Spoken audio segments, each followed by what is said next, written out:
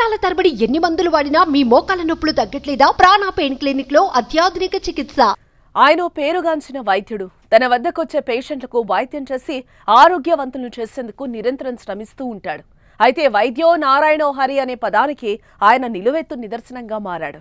తాను వైద్యం మాత్రమే చేయడం కాదు, ఆపదలో ఉన్న వారికి ఆపద్ బాంధవుడని మరోసారి నిరూపించాడు. నిండు గర్భిణి నొప్పులతో బాధపడుతున్న వేళ రక్తం అత్యవసరం కావడంతో దాతలు సకాలంలో దొరకపోవడంతో తానే రక్తదానం చేసి తల్లి బిడ్డ ప్రాణాలు కాపాడి ఆ కుటుంబం పాలిట దేవుడయ్యాడు. ఎవరా డాక్టర్? ఇప్పుడు తెలుసుకుందాం.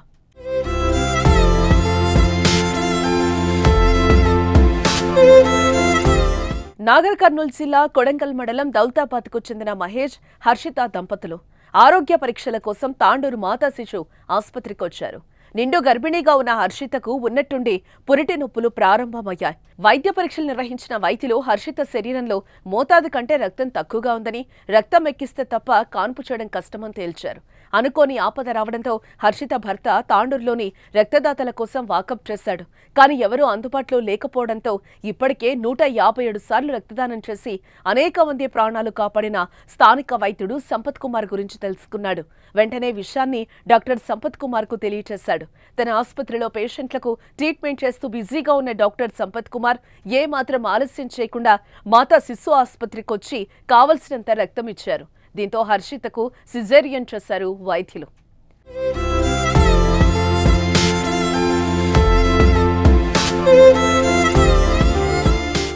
తల్లి బిడ్డ క్షేమంగా ఉండడంతో కుటుంబ సభ్యులు ఆనందం వ్యక్తం చేశారు. అయితే అత్యవసర సమయంలో ఆపద్ బాంధవుడిలా వచ్చి రక్తదానం చేసిన డాక్టర్ సంపత్పై ప్రశంసల వర్షం కురిపిస్తున్నారు స్థానికులు. ఇప్పటి వరకు 158 సార్లు రక్తదానం చేసిన డాక్టర్ సంపత్ నిండు గర్భిణీకి రక్తదానం చేసి తల్లి బిడ్డను కాపాడినందుకు సంతోషంగా ఉందని తెలిపారు. ఏదేమైనా డాక్టర్ సంపత్ కుమార్ను సబాష్ డాక్టర్ అంటున్నారు అందరూ. మరి మీరేమంటారో కామెంట్ చేయండి. డాక్టర్స్ డే శుభాకాంక్షలు డాక్టర్ సంపత్ కుమార్ గారు.